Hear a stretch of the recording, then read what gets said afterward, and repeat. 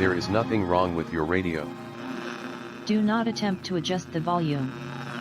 We are controlling the broadcast. For the next hour we will control all that you hear. You are about to experience the knowledge and insights of the media mothership. All right, you're listening to Media Mothership here on Edge Radio 99.3 FM.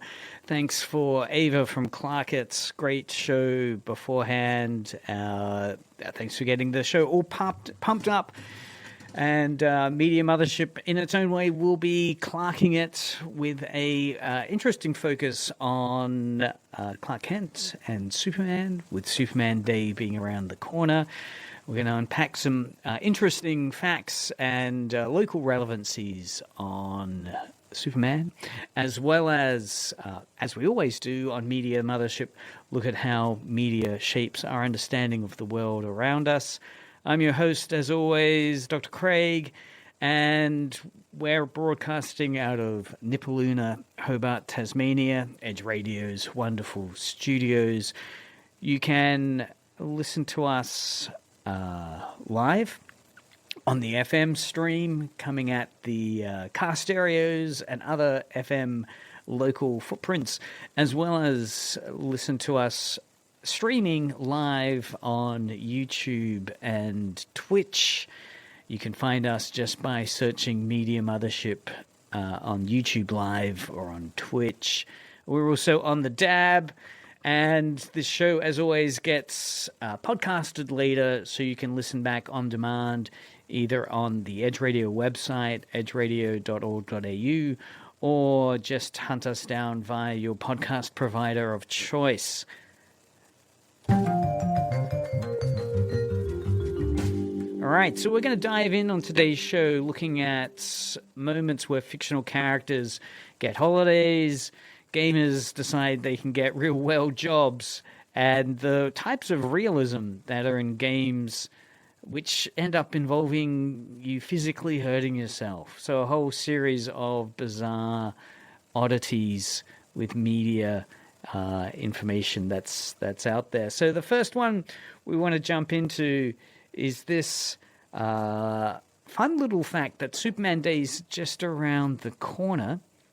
And within that, there's a number of odd occurrences. So Superman Day, it's a weird little holiday. Well, not really a holiday. It's one of these unofficial, part fan, part commercial holiday experiences. There's a couple of them that float around during the year. Probably the one most people are familiar with is May the 4th.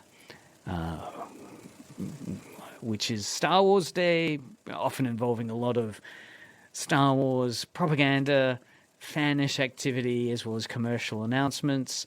There's a couple of other weird and wonderful days which have been both bottom-up and top-down. Bottom-up, fan culture, developing a day around it, and then top-down commercial activity kind of linking into it. There's the Alien Day, which is linked to the planet from the Alien movie, LG-421. There's Tau Day, which is linked to Douglas Adams' Hitchhiker's Guide to the Galaxy universe.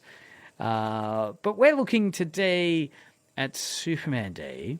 And of course, Superman Day occurs on April 18th. Initially, it was a day that was linked to the promotion for the Man of Steel movie way back in 2013. And that was June the 12th. They just arbitrarily decided, well, we'll create a fake fan holiday based on that launch. And that pretty much became a default Superman Day until 2025, when it was decided a much better idea would be to celebrate April 18, which is the day the first issue of Action Comics by Jerry Siegel and John Schuster first released in 1938, which is where Superman first appeared. So April 18 is the kind of anniversary date where the first issue, comic book issue, of Superman appeared. And there'll be a number of weird announcements on that day. You know, there's a couple of articles floating around. Geek Tyrant, for instance, has one headlined: new details for this weekend's Superman Day 2026 include animal adoptions, pop-ups, and a spotlight on Supergirl and Crypto. So this idea is that this Saturday, Superman Day isn't just going to be about capes and comics. Warner Brothers is trying to turn it into a cultural moment that includes saving real animals. So it's in the US. So Warner Brothers is going to celebrate Superman Day with some big activities, mainly US based. There'll be comics, so there might be some comics floating around at your local comic book store that are celebrating this. Some free issues, maybe. There'll be various limited edition stuff. Mainly, what it seems to be beginning to hype is Supergirl. Of course, with the movie around the corner, DC's wanting to spotlight Supergirl, so there's some variant covers for comic books coming out, special editions. There'll be some tie-ins, which is interesting. So in the US, Warner Brothers is partnering with Best Friends Animal Society to encourage pet adoptions, making heroism tangible beyond the screen. So that's a kind of cute way, I guess, of trying to transmediafy, right? Try to get the idea and spirit of Superman out beyond a comic book into the real world. So tying into this animal adoption, it's an interesting question. If you're more excited about these limited editions, I mean, that's what led to the comic book bubble burst, where there were all these variant covers, variant alternative issues. So we'll see if that's really going to get the excitement going. What excited me, though, thinking of Superman, was the fact that back in 1949, there was the Superman Australian radio serial. So, of course, radio serials dominated popular culture from the 40s through to the 50s, where people would listen in to their radio systems for the big audio radio dramas, Bonanza. We've featured a lot of them on Media Mothership over previous episodes. So definitely listen back into some of those great episodes of radio dramas like Rawhide and so forth. Superman was one of the big ones. Superman, interestingly, from the radio drama series, it innovated a lot of what we've come to know as classic Superman. So, for instance, Kryptonite first appeared in the radio drama series. It wasn't part of the comic book series. So in terms of how radio was helping to establish and define Superman, in many ways more than the comic series, the radio drama series in the US during the 40s really helped define some of the key aspects of what Superman meant. So Kryptonite first appeared. It provided a way for the writers of the radio drama to try to get some vulnerability into this character. Prior to Kryptonite, of course, the difficulty was, where do you put Superman's limits at? If you've got this incredibly powerful character, how are you going to start defining their limits?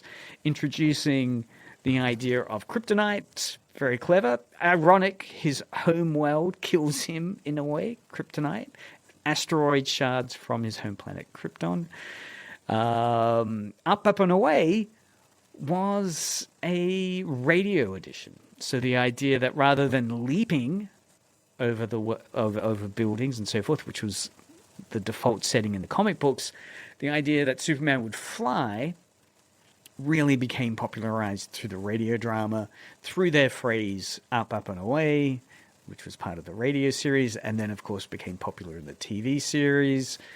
And it really was one of these efforts in radio to give an audio signature for what people couldn't see. That is, Superman's flying, so you would have to say, up and away. Perry White, Daily Planet, as the core narrative hub for Superman, also first appears on radio. Perry White is named the editor of the Daily Planet on the radio series. The newsroom did exist in the comics, but the kind of naming of the editor, Perry White, and strengthening the role of the Daily Planet was all through the 1940s radio show, and really anchoring the idea of Clark Kent with journalistic ethics, civic responsibility, and that structural device of him being a reporter, really came through the radio series. Jimmy Olsen as well became a much more central character in the radio series. And finally, we get these sounds that Superman, the radio series, began to invent. That is, these transformation cues where you hear Clark going to Superman through the way the actor themselves performs the dialogue. That you have this, milksop performance for Clark, this kind of hesitant voice for Clark, and then you have the actor themselves tone shift to a much more assertive, powerful Superman voice. So we'll hear some examples in a second. What I want to do is play the Australian Superman from 1949. So if you check out the NFSA government website, the National Film website there, the National Film and Sound Archive of Australia website, they've got a great write-up of the Superman Australian radio series, pointing out that, of course, it's from America, and this adventure series we'll hear a little snippet of, aimed at children. It was locally made, starring Brisbane native Leonard Teal as Superman and Margaret Christensen as Lois Lane. There are 2 episodes that are in the kind of public domain environment you can find on YouTube or by going to the National Film and Sound Archive from the Australian 1949 Superman series. The story, it's interesting. I mean, what we'll be hearing is Superman, as he was still being defined, he's not battling supervillains. There's no kind of mastermind or supervillain that Superman's being challenged by. It's often lowly crooks.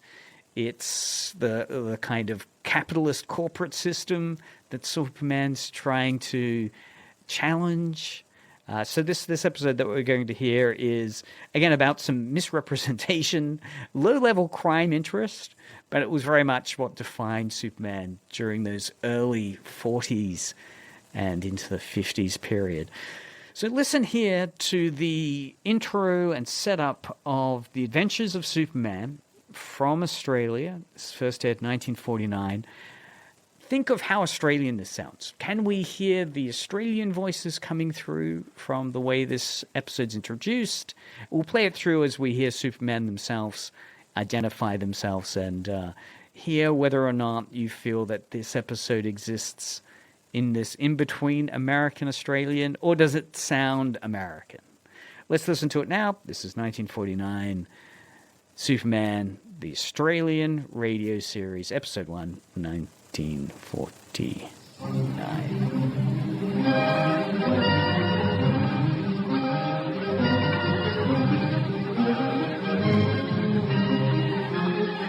And now, Superman. Mighty lone defender of justice, hiding his true identity as Clark Kent, reporter on the Daily Planet. Perry White, arriving in Stone Ridge in search of Kent and Lois, pays a surprise visit to Cass Stryker and receives shocking news. Mayor White, I hardly know how to tell you this. Tell me what. Come on, man, out with it. There's been a bad log jam in the river, and some of the logs swept up on the bank at the site of an old timber camp. One of the shacks was completely demolished. Well, what about it? Mayor White, Kent and Miss Lane were last seen in that shack. Searching for a solution to the secret of Stone Ridge, Clark Kent and Lois Lane finally located Ralph Marlowe in a deserted logging camp where he had been kept prisoner by Matt Goulden, Cass Stryker's right-hand man. Ralph surprisingly defended Stryker, claiming that he was being double-crossed by Goulden. However, in finding Ralph, the 2 reporters walked into a trap. And now, bound with strong rope, they listen to the sounds of advancing destruction as hundreds of logs sweep down the river, bringing swift, crashing death.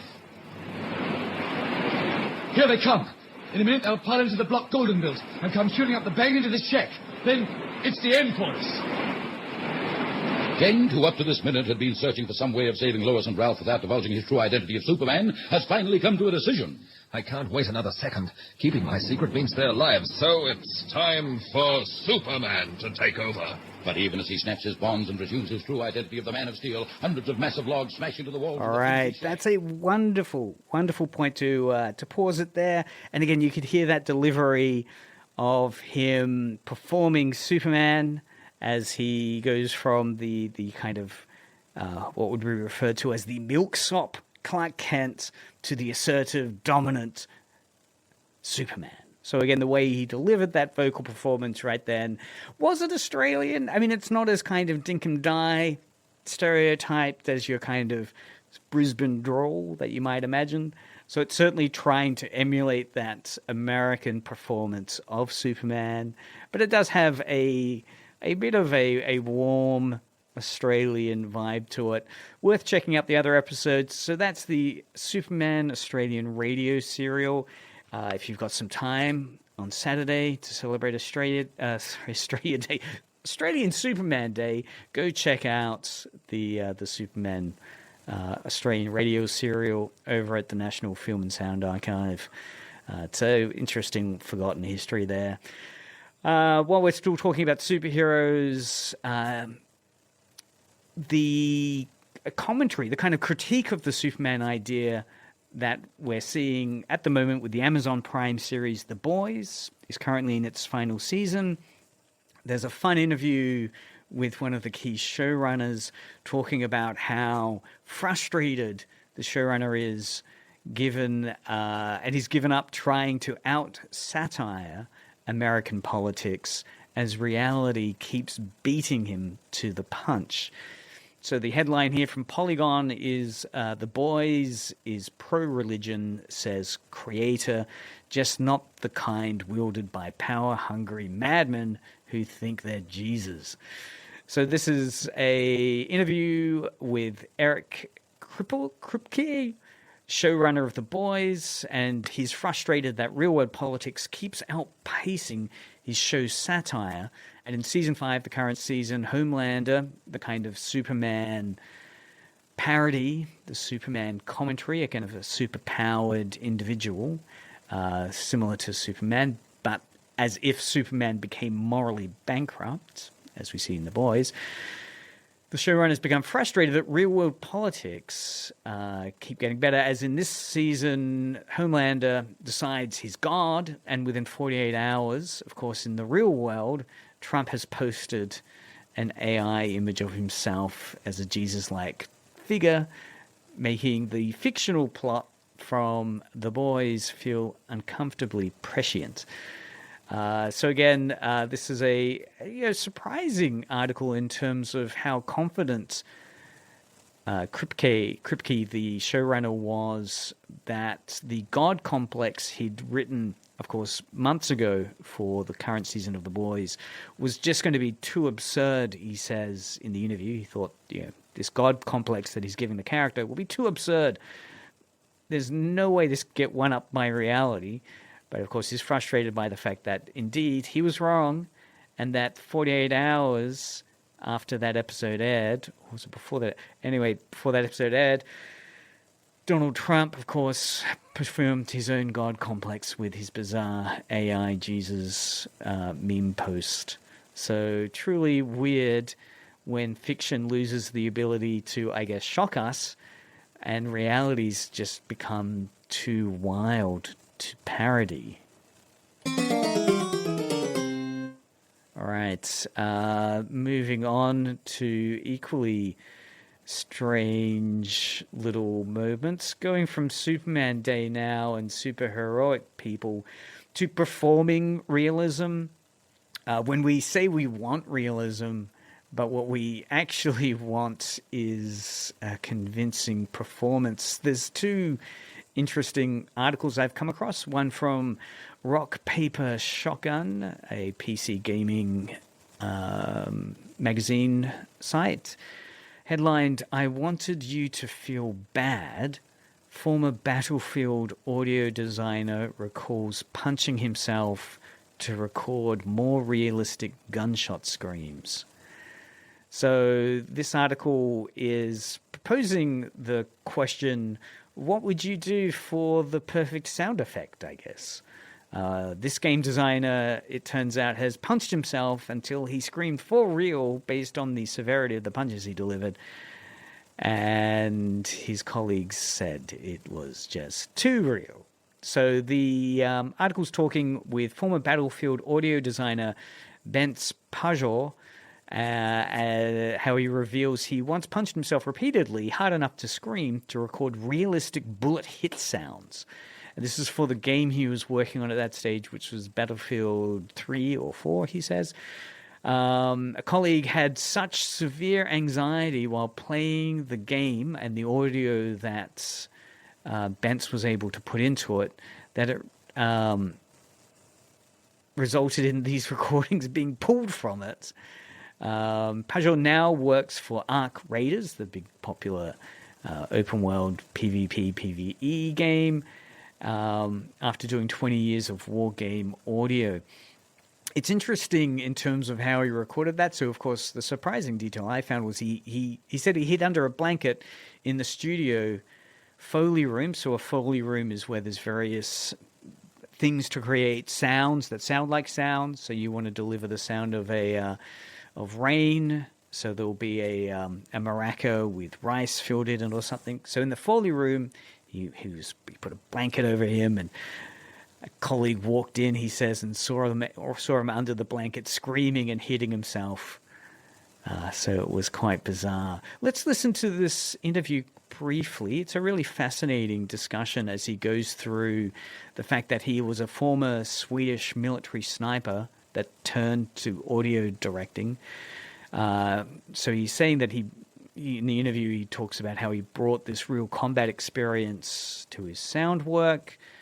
But as he was doing this and looking for more verisimilitude, more kind of immersive sounds that sounded real, the recordings became so visceral that a fellow designer got panic attacks and said they could no longer play the game anymore because it was triggering their previous war experiences. Pajor himself says that leaving the war game audio space felt like a huge relief after 20 years of killing people in a realistic fashion for good audio design in video games. So let's listen here quickly. I mean, here's his discussion where he's talking about the type of efforts he was making to get immersive audio spaces in his work and the type of, I guess, lengths he was going to do it. So this is from the Game Maker's Notebook. It's The Sounds of Ark Raiders with audio director Bence Pajor. Let's listen to a little bit of that now. Battlefield 3, and I was going to make all the sounds for getting hit by bullets. And I went into our, we had a little Foley room, and I put a blanket on myself to get rid of we had a window there, so it was a bit of an echo in the room. So I put a blanket over me, and I started hitting myself really hard to the point where I screamed from real pain of hitting. Someone saw me as well, like, what's going on here? Like a guy under a blanket. Having a nervous breakdown. Like, yeah, what's going on? And I did that, and it was like a super visceral experience. Yeah, no kidding. And I wanted to catch it, so I had like a handy, like a little, one of those small just recorders, and I had it like under the blanket, and it made all those noises because it scratched my shirt, and I was like screaming and hitting myself, and then the recording was crazy, like distorting, and it was all mad. And I put it into the game. We were playing these sounds, and also you could get shot and you ended up like in a state where you were just lying down, but you were not dead. And then And then one of the designers came. I put that in the game, and I when I listened to it, it's like this feels crazy. This is awesome. This is super immersive.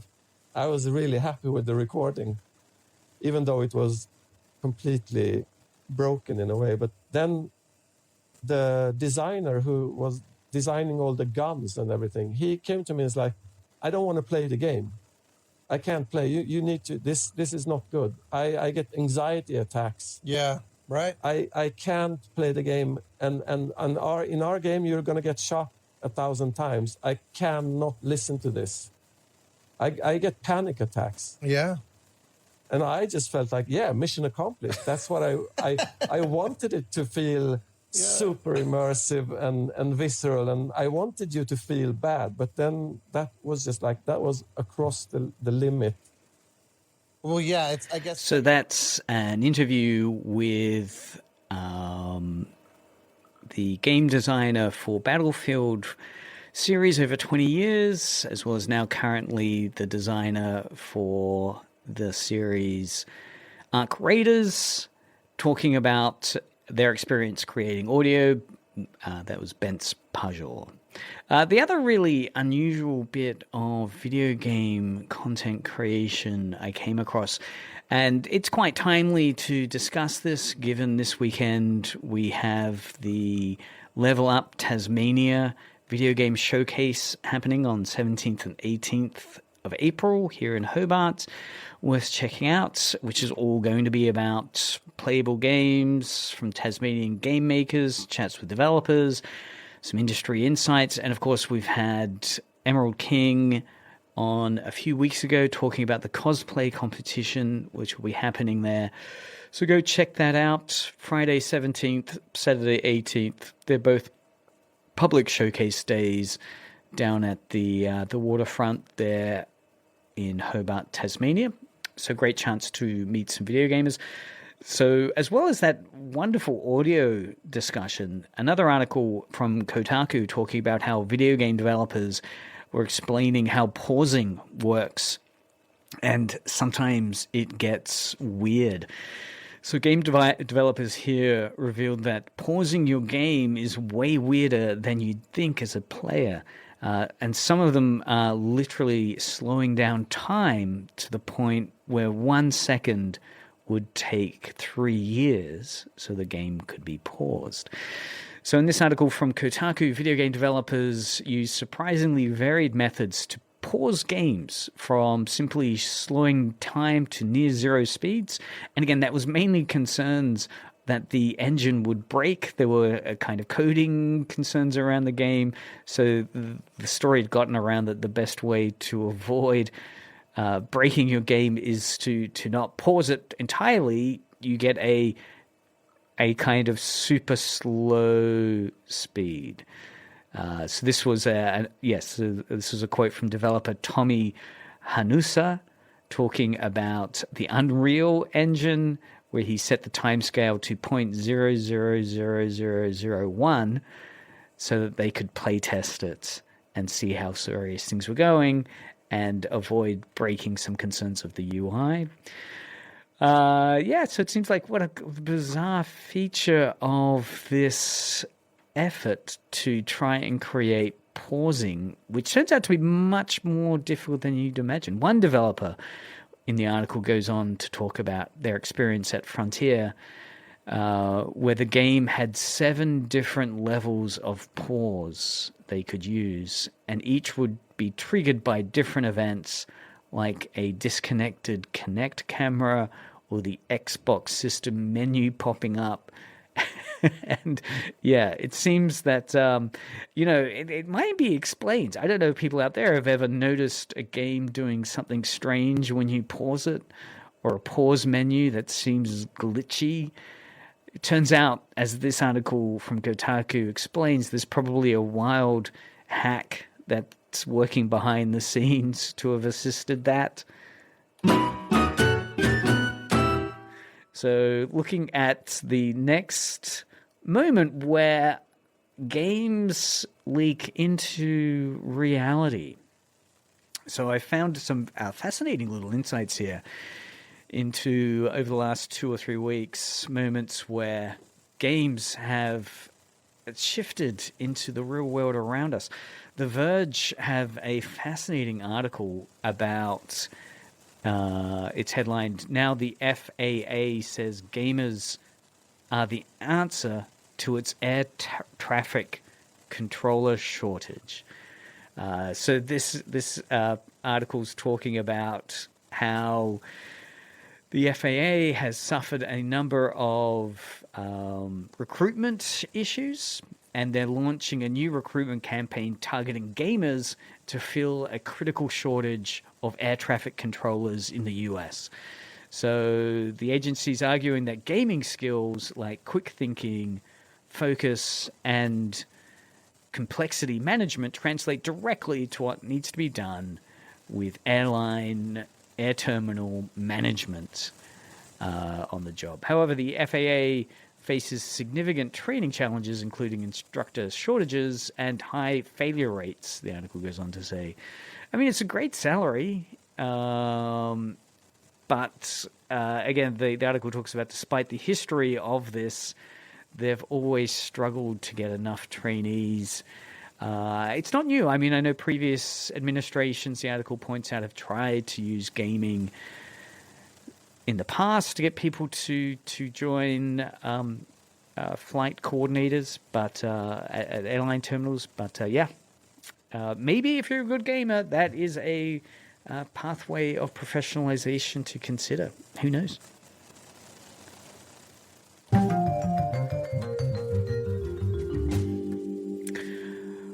All right, here's an article from Polygon talking about how a major survival game, video game, has just admitted that forcing player versus player modes, PvP, on 80% of its players was a mistake, and it's completely redesigning the game to fix it. This is the Dune Awakening game, which released recently, and the developers saying that they're now shifting to PvE first to avoid the kind of backlash they've faced with some of their gamers. Let's listen to the trailer to Rated M for mature. This game.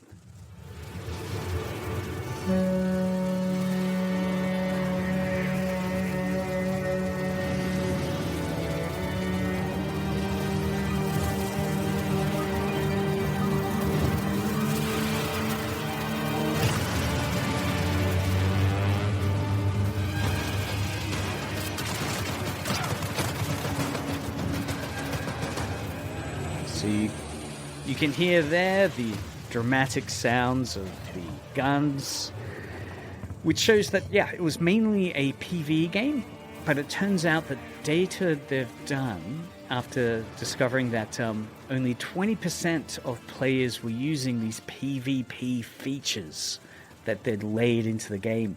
And of course, the experience was that PvP and having effective PvP is what's required for many multiplayer and gaming environments. So it's been fascinating to see that their internal data is showing that only 20% of players are using these PvP features, which means that 80% of the gamers never engaged with what they thought the main point of the game was, which was PvP content. So the studio is going to disable many of these PvP zones and offering separate instances so players can choose their experience, maybe a bit like Arc Raiders, which allows you to decide, or at least tries to shift people into more PvP servers if they're going to play that way, or more PvE servers, player versus environment, if they're not looking for high combat with other gamers. It's interesting, yeah, because the higher resources do reward the PvP areas to incentivize those who want the challenge. But again, if you've got 80% of the players just saying, I don't want this at all, it does make you wonder the amount of effort they're doing for the smaller 20% is worth it. So this new patch will remove PvP for some areas. It'll try to counterbalance that by having some more incentives to, I guess, get people to do the PvP. But it's interesting. I mean, I know myself, I sometimes prefer PvE much more. You know, Helldivers, another kind of action-oriented Starship Troopers type video game. A little more engaging, I find, in a PvE, player versus environment space than the high, sweaty PvP environment. Yeah, I mean, I wonder how many games people quit because they're forced into competitive modes that you don't really want to sign up to. So maybe it does reflect a larger shift in gaming where developers are moving away from a one-size-fits-all design, which has previously been more PvP-type environments. But data from Dune Awakening shows that this alienates many players, so this might be the end of the mandatory PvP space to instead have a more accessible and inclusive gaming environment, which has a bit more PvE, like Dune Awakening might be going into. All right, moving to the question of who controls meaning. There's two articles, one from Doctor Who and one from Star Wars. So pretty much your two big franchises, both coming at this same question from different angles. Who controls the meaning of Star Wars or Doctor Who? Is it the actors? Do the actors fully control their characters, or is it more with the audience? Let's have a look at Polygon first, where Mark Hamill was interviewed recently saying that Luke Skywalker's sexuality is whatever viewers want it to be. Since George Lucas never defined it on the screen, there's flexibility there. Nearly 50 years after A New Hope, the actor Mark Hamill, who played Luke Skywalker, refuses in interviews or discussions with fans to lock down the character's sexual identity. Is he queer? Is he hetero? He refuses to answer. Whatever you feel Luke Skywalker is, that's him. And he's standing firm, even as Lucasfilm is quietly rejecting bringing back probably one of the biggest kind of fan relationships, or I guess extended universe relationships that Luke has. That's the character of Mara Jade, who was in the books or the comics. He gets married to Marvel's Star Wars Union, 1999 to 2000. Yeah, featured the wedding of Luke Skywalker to Mara Jade. They have kids and everything. Anyway, so Lucasfilm has rejected bringing back Mara Jade, which would probably head us towards a storyline where where Luke Skywalker is not gay and is going to have a family and so forth. But instead, it flips it to it's still being an open question. So Mark Hamill says his stance is that if you want him to be gay, he is. If you want him to be, he's not. If you don't want him to be, he's not. It's whatever you want. Lucasfilm, of course, has officially rejected reintroducing Mara Jade, the character which Luke Skywalker marries and has kids with, into the canon. So it's now leaving Luke's romantic future deliberately undefined, which is fantastic. And the bigger question is, of course, it reflects a decade-long, or decades really, of culture war tensions over LGBTQI plus representations in mainstream franchises like Star Wars, and the frustration of wanting to see these identities in these films and franchises. So it's an interesting question around, I guess, that question, if a character's sexuality was never shown on screen and defined, does the fan's interpretation matter more than what a creator could come along and say? Or should it be the studios eventually picking a kind of canon that then provides the answer? We'll see. We'll see which direction this goes in for Star Wars. It'd be very interesting to see where that goes. However, taking a different tact, let's immerse ourselves in this universe.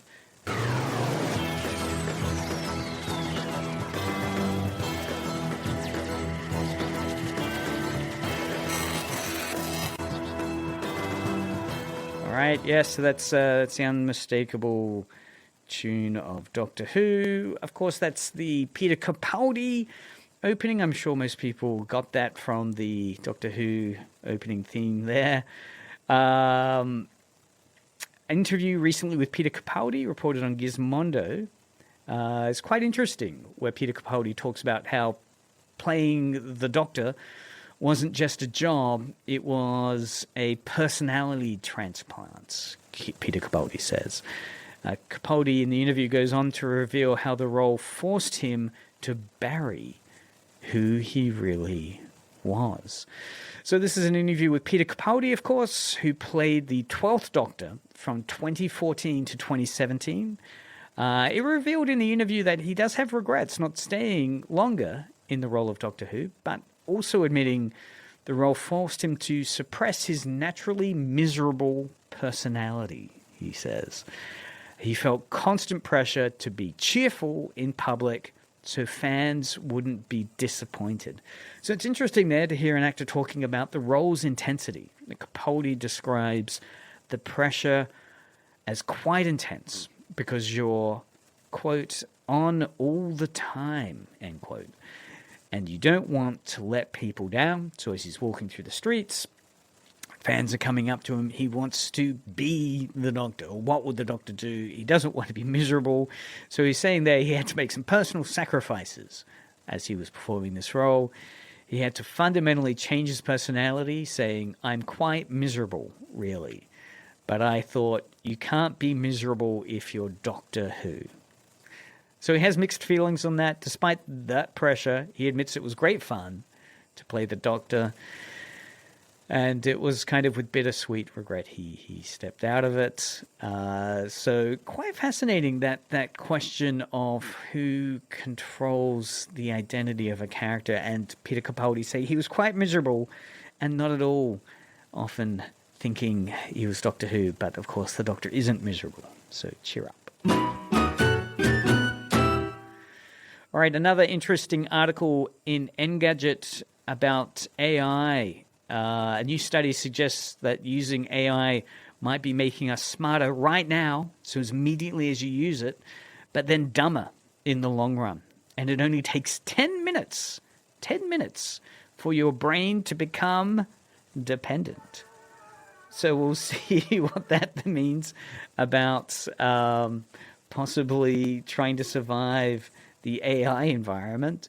This is an article, a new study that found that while AI tools improve immediate performance, so as soon as you've got a question, you're starting to use AI to help resolve it, it'll give you a kind of sense of problem solving, of getting an answer, of doing something quickly, so immediate performance boost, this research found.